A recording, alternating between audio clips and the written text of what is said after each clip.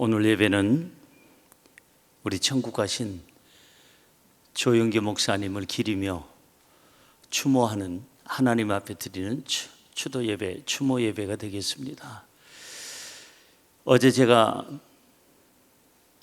하관 예배 다녀왔습니다. 오살리 기도원에 묘지에 다녀왔는데 참 많이 울었어요. 한 시대를 정말 귀하게 아름답게 쓰임받았던 귀한 종이 내 곁에 없다고 생각하니까 너무나도 서운하기도 하고 마음이 아프기도 했습니다.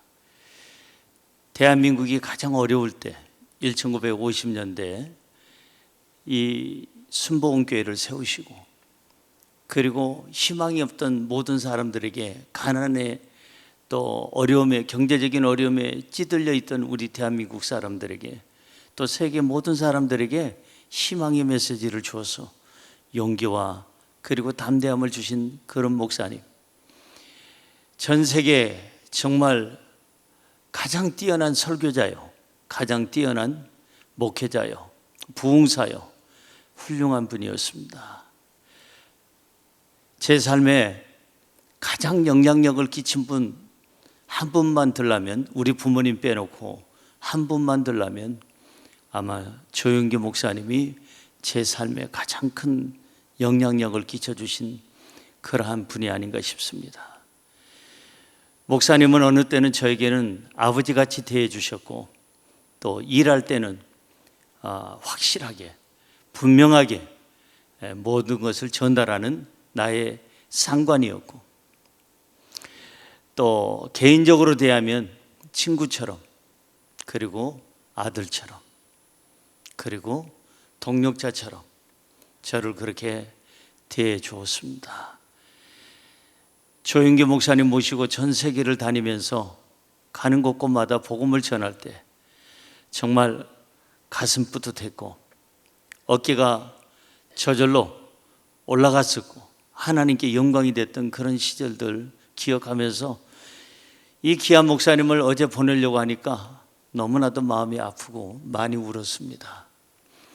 그래서 저는 우리 교회에서는 수요일 날과 금요일 날은 조영기 목사님이 가장 젊었을 때, 가장 왕성하게 활동하셨을 때의 젊은 조영기 목사님 메시지를 수요일 날 금요일 날 들었고, 오늘은 우리 교회 2년 전에 제가 신학 졸업하고 40주년 됐을 때 40년 성령 40년 기념 예배 오셔서 딱 2년 전이네요. 우리 교회에 오셨는데 오시기 바로 직전까지 누워 계시고 힘들었어요. 너무너무 힘들어서 이러다가 돌아가시지 않나 싶을 정도로. 그런데 우리 교회 오시기 바로 전날 회복하셔가지고 우리 교회 오셔서 메시지 증거하시고, 그리고 나서 바로 4개월 뒤에 코로나19가 생겨서 누워 계시다가 천국을 가시게 됐는데, 오늘 목사님과 함께하는 그 영상 수요일 날, 금요일 날, 또 오늘 세 차례 이렇게 나누어서 먼저 보고, 그리고 2년 전에 오셨던 우리 조영기 목사님 마지막으로 오셨던 목사님의 그 설교를 듣고 은혜 받기를 원합니다.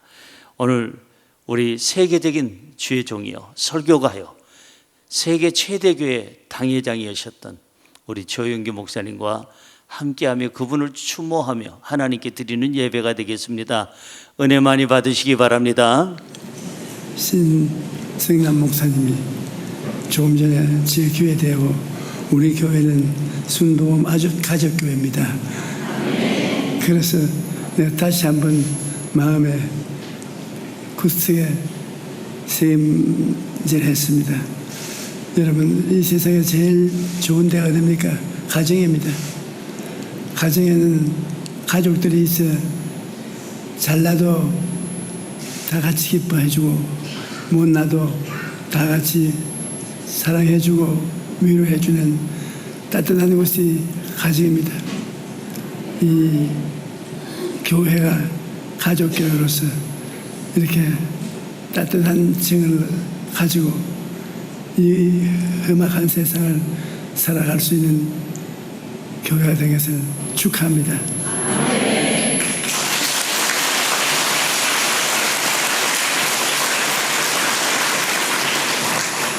인간은 타락한 천성을 가지고 있습니다. 그 천성 중에 두드러진 성품이 불평하는 것입니다. 불평은 안 가르쳐 주어도 어릴 때부터 잘 합니다. 오늘날 우리의 삶을 살펴보아도 사실 원망하고 불평한 때가 감사할 때보다 훨씬 많습니다. 그런데 불평은 그 원인이 마귀에게 있는 것입니다. 마귀는 원망과 불평을 통해 우리의 삶을 도둑질하고 죽이고 멸망시키려고 합니다. 이러한 원망과 불평을 이기고 성공적인 신앙생활을 할 수 있게 하는 것이 바로 감사와 찬송인 것입니다. 첫째로 감사와 찬송은 하나님께 나아가는 길입니다. 우리 하나님의 자녀들은 하나님을 항상 만나 배워야 합니다. 하나님을 도움이 매일매일의 생활 속에 필요하기 때문입니다. 그런데 하나님을 매일 만날 수 있는 길은 무엇일까요? 길을 모르면 우리가 애를 쓰고 노력을 해도 효과를 얻지 못합니다. 그러나 길을 알면 쉽게 하나님 앞에 나아가서 하나님을 만날 수가 있습니다. 하나님의 은총을 우리가 받을 수 있는 것입니다. 하나님께 나아가는 길은 바로 감사일 것입니다. 시편 100편 4절에 감사함으로 그의 문에 들어가며 찬송함으로 그의 궁정에 들어가서 그에게 감사하며 그의 이름을 송축할지어다라고 말씀합니다. 하나님께 나아가자마자 다짜고짜 울부짖고 호함치고 간청하고 요구하고 그렇게 하나님께 나아가는 것이 아닙니다. 하나님께 나아가는 길은 바로 감사함으로 그 문에 들어가며 찬송함으로 그의 궁정에 들어간다고 말하는 것입니다. 시편 50편 23절에 감사로 제사를 드리는 자가 나를 영화롭게 하나니 그 행위를 올바르게 하는 자에게 하나님의 구원을 보이리라고 말씀합니다. 우리가 하나님께 감사와 찬송을 드리면 하나님께서 영광을 받으시고 우리의 기도를 기쁘게 받아주시는 것입니다. 오늘날 우리가 특별히 주님 앞에 짐승을 잡아서 피를 흘려 제사 드리지 않습니다. 예수님이 영원한 제물이 되시기 때문에 예수님 이름과 그 보혈을 의지하고 감사와 찬송으로 제사를 드리는 것입니다. 히브리서 13장 15절에 보면 그러므로 우리는 예수로 말미암아 항상 찬송의 제사를 하나님께 드리자. 이는 그 이름을 증언하는 입술의 열매니라고 말씀합니다. 그러므로 우리는 항상 찬송의 제사를 하나님께 드려야 합니다. 그러면 하나님께서 기꺼이 우리를 내려다보시고 우리의 기도를 응답해 주시는 것입니다. 시편 22편 3절에 이스라엘의 찬송 중에 계시는 주여 주는 거룩하신 이다라고 말씀합니다. 이스라엘 백성들이 찬송을 부를 때 하나님은 그 찬송을 보좌로 삼고 와서 거하신다고 말한 것입니다. 하나님을 모시려면 하나님의 보좌를 예배해야 될 것이 아닙니까? 이스라엘의 찬송이 하나님의 보좌요. 보좌가 예비되면 하나님이 그 가운데 와서 좌정하신다는 것입니다. 여러분, 원망과 불평은 하나님을 멀리 떠나게 하는 것입니다. 고린도전서 10장 10절에 그들 가운데 어떤 사람들이 원망하다가 멸망시키는 자에게 멸망을 하였나니 너는 그들과 같이 원망하지 말라고 말한 것입니다. 광야를 지나가던 이스라엘 백성들이 하나님께 심판을 받고 채찍을 받고 벌을 받은 것은 원망과 불평 때문에 그런 것입니다. 원망과 불평을 하니 하나님은 떠나고 불뱀이 와서 그들을 물고 찢었던 것입니다. 오늘날도 우리가 원망과 불평을 하면 하나님은 떠나고 원수 마귀가 와서 도둑질하고 죽이고 멸망시키는 일을 행하는 것입니다. 그러나 감사와 찬송은 평범하게 보이지만 우리의 인생을 하나님의 앞으로 인도하는 길잡이가 되는 것입니다. 우리가 하나님 앞에 나아가서 하나님 계신 곳에 살려면 우리의 가슴과 우리의 입술에 감사와 찬송이 떠나지 말아야 되는 것입니다. 감사와 찬송은 하나님을 임재하게 하시고 하나님 보좌로 안내하는 길이 되고 하나님 지성소에 들어가는 그 문이 되는 것입니다. 그렇기 때문에 우리에게 주어진 길은 우리가 항상 사용해야 될 것입니다. 둘째로 감사와 찬송은 마귀와 귀신을 쫓아내는 무기가 되는 것입니다. 성경에 보면 이스라엘의 사울 왕이 악신에 잡혀 고통당할 때 다윗이 수금을 타면 악신이 떠나갔다고 했습니다. 사울이 하나님을 반역하여 악신이 그에게 붙었습니다. 악신이 붙어서 고함을 치고 온갖 욕을 하고 살기가 등등했습니다. 아무도 사울 왕 근처에 갈 수가 없었습니다. 그러나 다윗이 사울 왕 곁에 가서 수금을 타니까 악신이 떠나가 버린 것입니다. 하나님을 찬미하는 수금이 악신을 견딜 수가 없어서 떠나간 것입니다. 우리가 흔히 듣고 부르는 노래는 우리의 삶에 큰 영향을 미칩니다. 감사 찬송은 마귀를 쫓는 무기가 되지만 세속적인 광란의 노래는 악령을 불러들여서 도적질하고 죽이고 멸망시키는 일을 합니다. 여러분, 무당이 구다는 것을 보면 장구 치고 꽹가리 치고 무당이 춤을 추고 야단입니다. 귀신도 광란의 노래가 있어야 찾아오는 것입니다. 그러나 경건하고 아름답고 하나님을 찬미하는 노래는 우리 심령을 살리고 심지어 말 못하는 동물이나 식물까지 잘 자라게 만드는 것입니다. 우리가 경건하고 아름답고 거룩한 찬양을 부를 때 천사들이 오고 하나님의 성령이 임재하시는 것입니다. 그러므로 감사와 찬송은 마귀가 두려워하는 무기 중에 하나인 것입니다. 감사와 찬송을 하면 빛 대신 하나님이 임하시기 때문에 어둠을 마귀가 견딜 수가 없습니다. 어둠의 빛을 보고 사라지는 것처럼 어둠의 권세인 마귀는 빛 대신 하나님의 임재 앞에 사라져버리고 마는 것입니다. 그 때문에 마귀는 감사와 찬송을 못하게 합니다. 감사와 찬송은 하나님이 오시도록 보좌를 만드는 것이기 때문입니다. 그러므로 귀신을 쫓아낼 때 찬송을 많이 불러야만 되는 것입니다. 저는 과거에 귀신 쫓는 일을 많이 했습니다.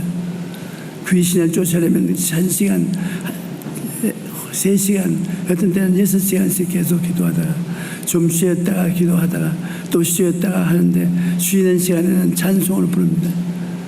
기도를 하다가 찬송을 부르고 또 기도하고 찬송을 부르는데 그때마다 귀신이 말하기를 찬송 부르지 마라, 찬송 부르지 마라 하면서 손가락으로 귀를 막는 것을 제가 종종 보았습니다.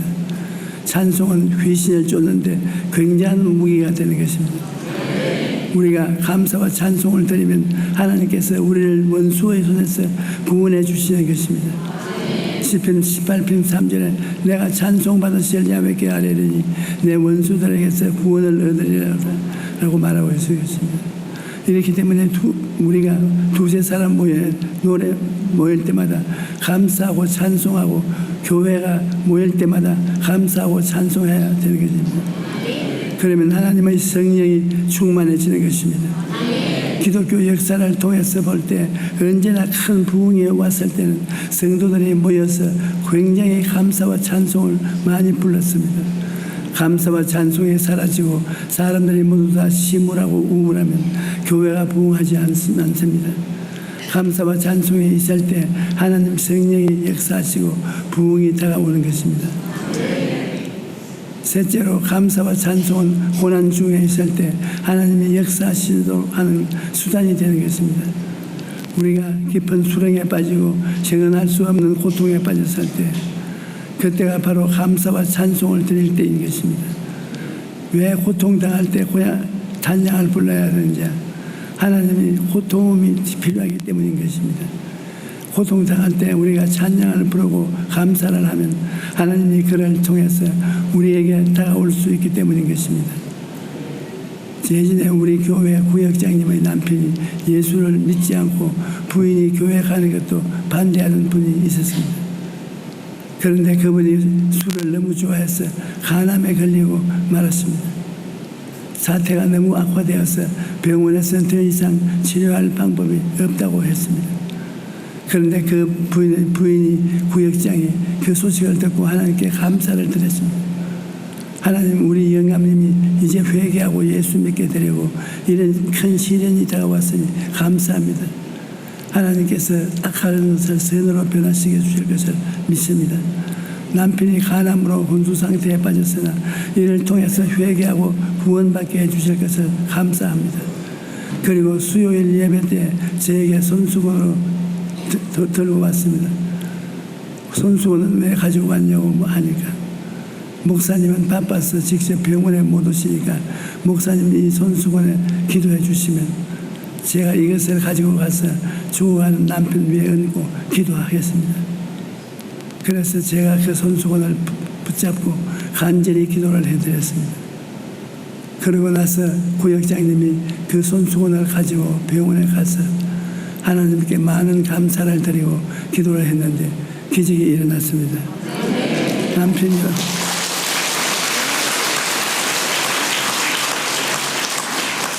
혼수 상태에서 깨어나고 아주 신속하게 몸이 회복되었는데 의사들도 하는 말이 이것은 정말 기적이라고 하는 것입니다.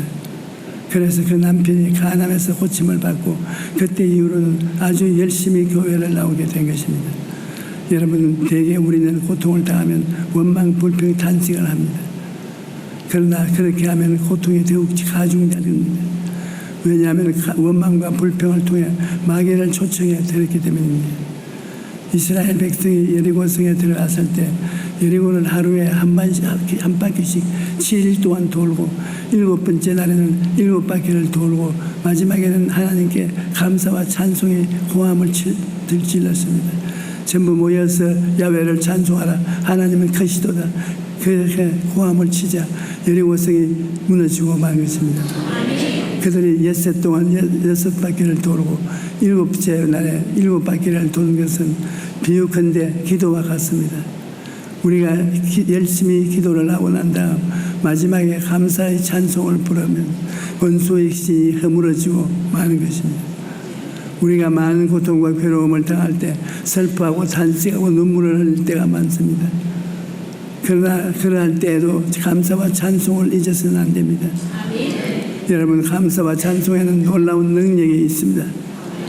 성경을 보면 여호사밧 왕은 적의 공격을 받아서 나라가 풍전등화의 위기에 처했습니다. 베옷을 입고 성전에 가서 하나님께 기도했습니다. 그때 하나님께서는 이 전쟁은 내가 싸울 것이 없고 너희만 가만히 있어 야훼께서 너희를 위해서 싸우는 것을 보라고 말씀하신 것입니다. 그래서 여호사밧 왕이 한 것은 거룩한 성가대를 조직한 것입니다. 그리고 적군이 쳐오는 골짜기 언덕 위에 올라가서 일제히 찬송을 부르게 했습니다. 그런데 찬송을 부르기 시작하자 놀라운 기적이 일어났습니다. 하나님께서 역사하셔서 적군들이 자기들끼리 서로 싸우게 만들어서 전쟁도 하지 않고 승리를 거두었던 것입니다. 그와 마귀는 우리가 찬송을 부르면 자중리란이 일어나게 하는 것입니다. 스스로 물러가지고 스스로 상처를 입고 고통을 당하는 것입니다. 그러므로 감사와 찬송은 하나님의 위대한 역사를 가져오는 첩경이 되는 것입니다. 넷째로 감사와 찬송은 우리에게 해방과 자유를 가져다 주는 것입니다. 우리의 마음이 근심해서 해방되지 못하고 염려가 우리 마음을 묶고 좌절과 정랑이 우리를 짓누를 때 아무리 기도해도 가슴이 답답하고 고통스러울 때가 있습니다. 그때 감사와 찬송을 부르면 쇠사슬이 끊어지고 해방과 자유가 다가오는 것입니다. 슬픔은 기쁨으로, 절망은 소망으로, 흑암은 광명으로 변하는 것이 찬양을 통해서 일어나는 것입니다. 바울과 실라가 빌립보에서 복음을 전개하다가 잡혀서 많이 얻어맞고 굶주리고 깊은 감옥에 들어서 쇠고랑을 찼습니다. 그러나 밤중에 그들이 일어나서 기도하고 난 다음에 찬송을 부르기 시작한 것입니다. 사실 그들은 찬송가를 부를 처지가 되지 못합니다. 그들은 복음을 전하다가 많이 얻어맞고 굶고 쓰라리고 피가 흐르고 쇠고랑에 차서 들어눕지도 못하고 감옥 깊은 곳에 앉아 있었습니다. 그곳은 벌레가 들끓고 냄새가 고약하고 흉악한 죄수들이 한 방에 갇혀 있었습니다. 그럼에도 불구하고 그들은 하나님의 은혜에 감사와 찬송을 드렸습니다.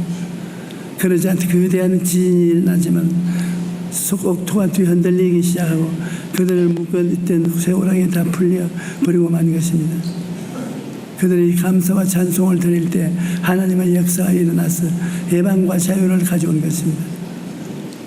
여러분, 감사와 찬송은 마귀의 세상에 지진이 일어나게 하는 것입니다. 그래야 우리의 삶의 모든 묶인 줄이 끊어지고 마는 것입니다. 마음이 염려와 근심과 두려움이 묶일 때 감사와 찬송을 하십시오. 또한 감사와 찬송은 마음을 치료하는 치유제가 되는 것입니다. 감사와 찬송을 할 때 마음에 굉장한 위로가 오지 않습니까? 그 위로가 우리의 심령에 굉장한 치료를 가져오는 것입니다. 잠언 17장 22절에 마음의 즐거움은 양약이라도 심령의 근심은 뼈를 마르게 하느니라고 말씀합니다. 기쁜 찬송은 슬픈 찬송, 위로의 찬송, 동용맹스러운 찬송, 찬송은 여러 가지 종류가 있지 않습니까? 기쁠 때는 기쁜 찬송을 부르면 더욱 기쁘죠. 슬플 때는 슬픈 위로하는 찬송을 부르면 슬픔이 위로가 되고, 위로 찬송을 부르면 마음이 부드러워지고 은혜가 넘쳐나고, 우리가 흠날 때는 용맹스러운 찬송을 부르면 두려움이 사라지고 용기가 다가오는 것입니다.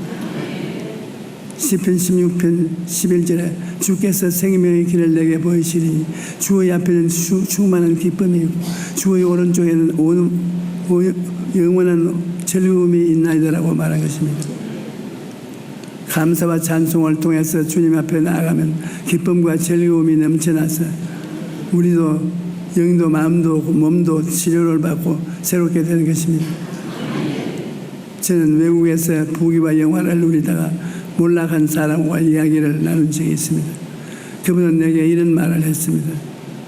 나 목사님, 저는 세상의 부귀와 영화와 권력을 얻으면 참으로 행복한 삶을 살 수 있는 줄 알았습니다. 그 때문에 젊었을 때부터 그것을 얻기 위해서 심혈을 기울였고 마침내 원하는 것을 다 얻었습니다.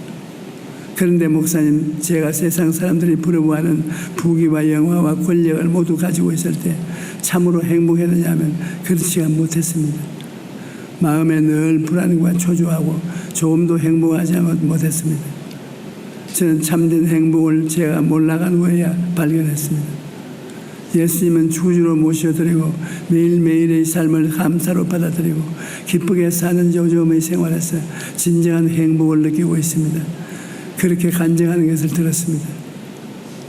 여러분, 우리도 마찬가지입니다. 우리가 하나님을 믿고 감사와 찬송을 드리는 삶을 살아갈 때 진정한 만족과 행복을 누릴 수가 있는 것입니다. 감사와 찬송은 여러분과 나의 마음속에 행복을 갖다 주고 기쁨을 갖다 주고 뜨거운 믿음을 갖다 주는 것입니다. 여러분께서 지극히 작은 일 하나를 가져오도 하나님께 감사하고 찬송하면 믿음이 자랍니다.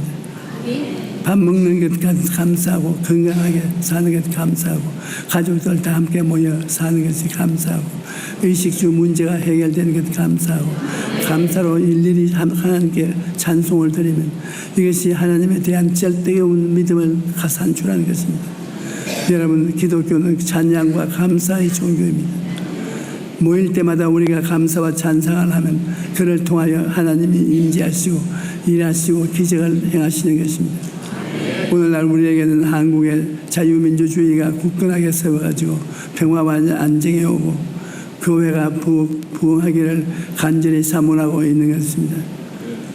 그러면 먼저 우리 하나님 앞에서 나아가서 통회 자복하며 간절히 기도하고 그리고 감사와 찬송을 올려드려야 합니다.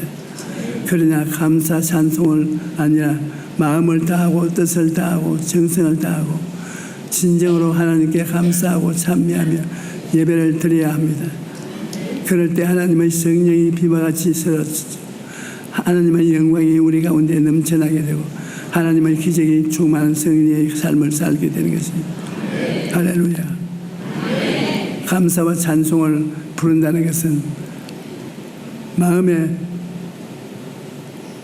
충만한 성리의 삶을 살게 만들어주는 것입니다. 우리가 원망과 불평과 탄식을 하면 마귀가 다가와서 사람들을 못 살게 굽니다. 집에나 사람들 만나서 감사와 찬송을 부르면 마음이 열리고 좋은 일이 생기는 것입니다. 여러분의 교회 신승남 목사는 한번 만나고 나면 신성남이라는 세 글자가 하루 종일 잊어지지 않습니다. 왜 그러냐면 성격이 쾌활하고 감사 찬송을 늘 하는 것입니다. 조금 일생에도 감사합니다. 하나님이 감사합니다. 그리고 쾌활하고, 그러니까 하나님 성령이 그를 통해서 역사하시고 능력을 나타내시는 것입니다.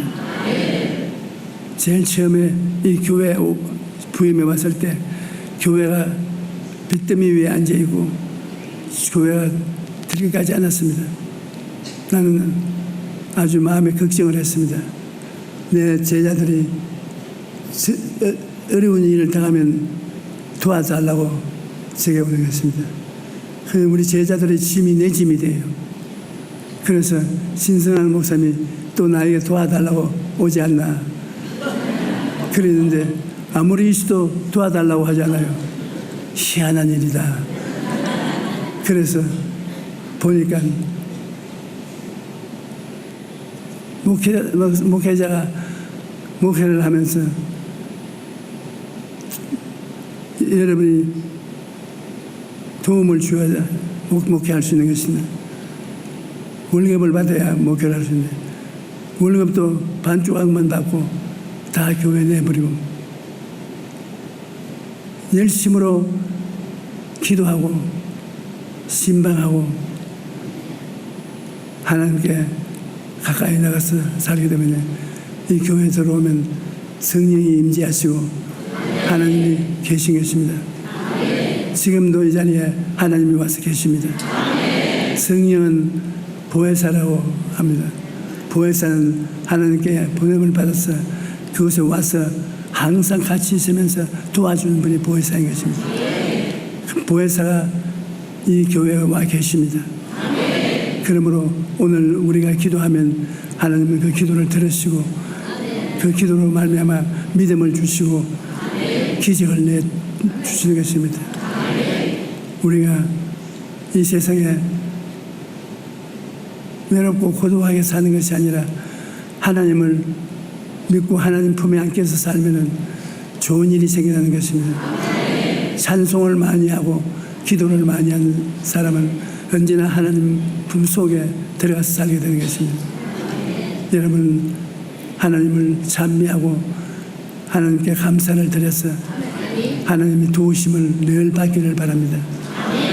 그러면 하나님께서 여러분에게 꾸준히 은혜를 베풀어 주셔서 사랑하는 사람을 잘되게 만들어 주는 것입니다. 이 찬송을 한번 같이 부르십시다. 사랑하는 자여 내 영혼 잘됨같이 내가 정사에 참되고 강건하기를 내가 간구하노라.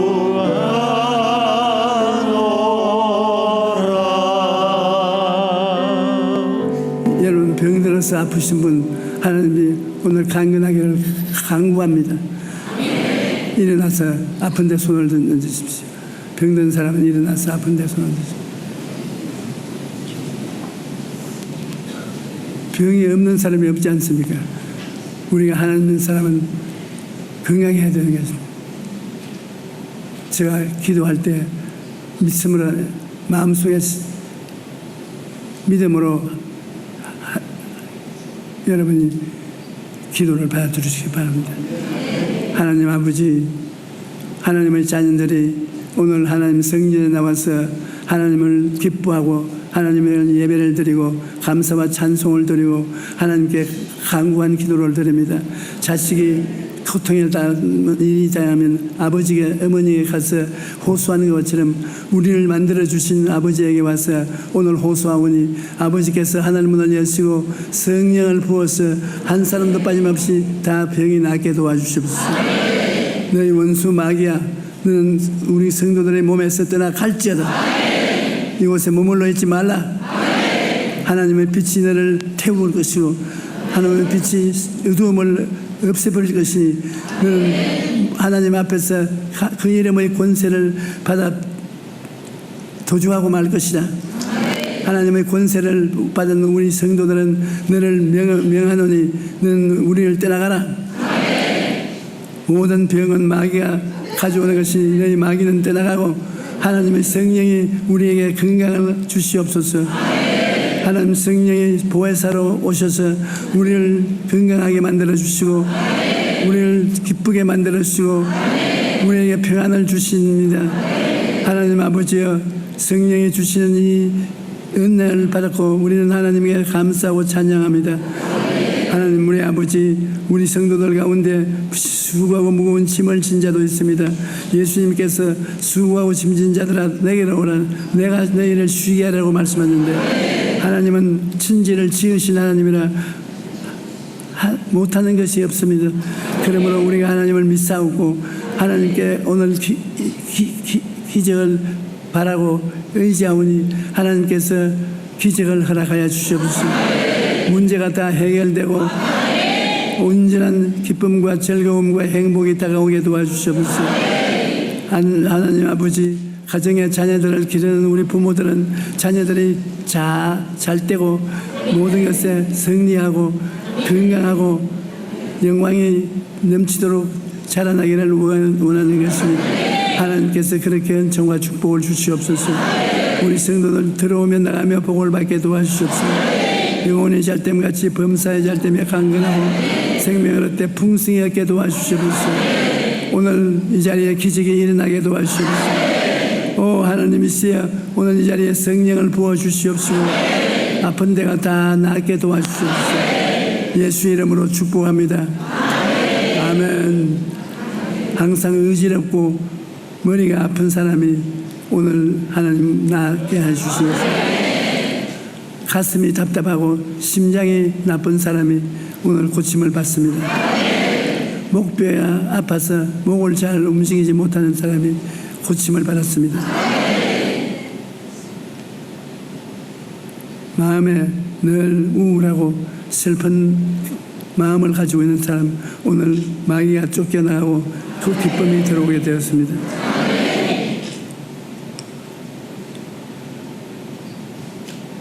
여러분, 몸이 마비정세가 있어서 잘 걸을 수가 없는 사람이 오늘 주의 능력으로 낫게 됩니다. 당뇨병이 있어 물을 늘 많이 삼키고 괴로워하는 사람이 있는데 당뇨병을 고쳐주십니다.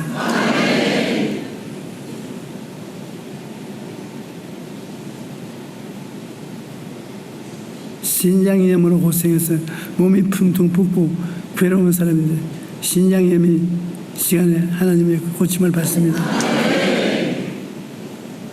몸이 가려운 병이 있는데 몸이 가려운 병이 하나님께서 고쳐주셔서 깨끗하게 되었습니다.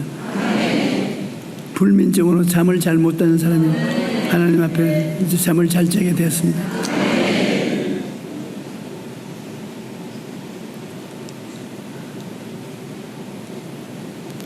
입맛이 없어서 음식을 잘 먹지 못하므로